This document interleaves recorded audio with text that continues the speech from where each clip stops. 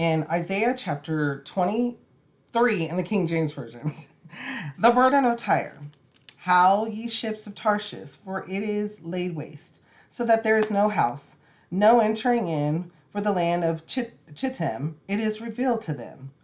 Be still, ye inhabitants of the isle, thou whom the merchants of Zidon, that pass over the sea, have replenished.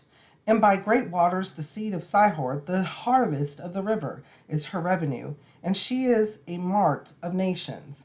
Be thou ashamed, O Zidon, for the sea hath spoken, even the strength of the sea, saying, I travail not, nor bring forth children, neither do I nourish up young men, nor bring up virgins.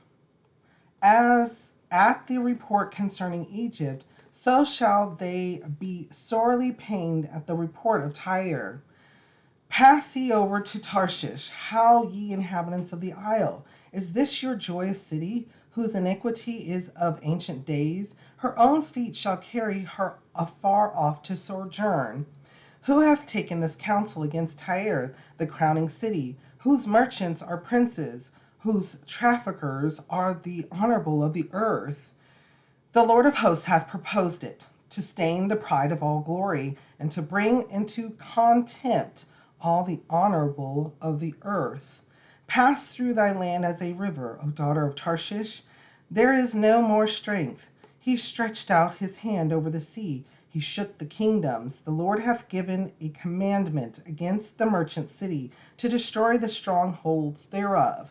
And he said, Thou shalt no more rejoice, O thou oppressed virgin, daughter of Zidon. Arise, pass over to Chittim. There also shalt thou have no rest. Behold the land of the Chaldeans. This people was not, till the Assyrian founded it, for them that dwell in the wilderness. They set up the towers thereof, they raised up the palaces thereof, and he brought it to ruin. How, ye ships of Tarshish, for your strength is laid waste. And it shall come to pass in that day that Tyre shall be forgotten 70 years, according to the days of one king. After the end of 70 years shall Tyre sing as an harlot. Take an harp, go about the city, thou harlot that hast been forgotten. Make sweet melody, sing many songs, that thou mayest be remembered. And it shall come to pass after the end of 70 years that the Lord will visit Tyre, and she shall return to her hire, and shall commit fornication with all the kingdoms of the world upon the face of the earth. And her merchandise and her hire shall be holiness to the Lord. It shall not be treasured nor laid up. For her merchandise shall be for them that dwell before the Lord, to eat sufficiently, and for durable clothing. Okay, so there's a lot here, sermon upon sermon. Bring past to present immediately. Take note of this. In verse 4, Be thou ashamed, O Zidon, for the sea hath spoken, even the strength of the sea, saying, I travail not, nor bring forth children, neither do I nourish up young men, nor bring up virgins. That sounds familiar. This is the second question for you. Why does this sound familiar? On to the point.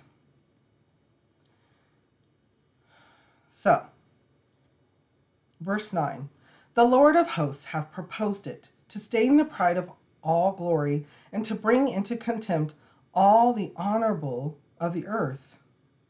And he continues on in verse 11, He stretched out his hand over the sea. He shook the kingdoms. The Lord hath given a commandment against the merchant city, to destroy the strongholds thereof. I've talked about this before. I know I have. The shaking.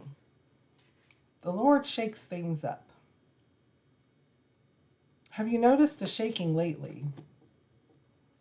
I sure have.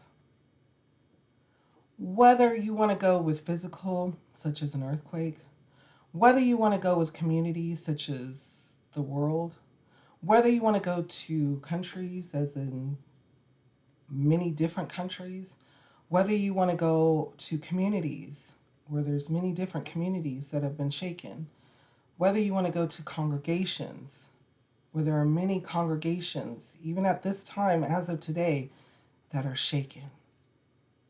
Whether you want to go to the family, even the body thereof. Is the Lord at work and is the Lord shaking? Does it feel like you're being shaken? Or are you watching things as they are shaken? Do we understand the importance there of the shaking?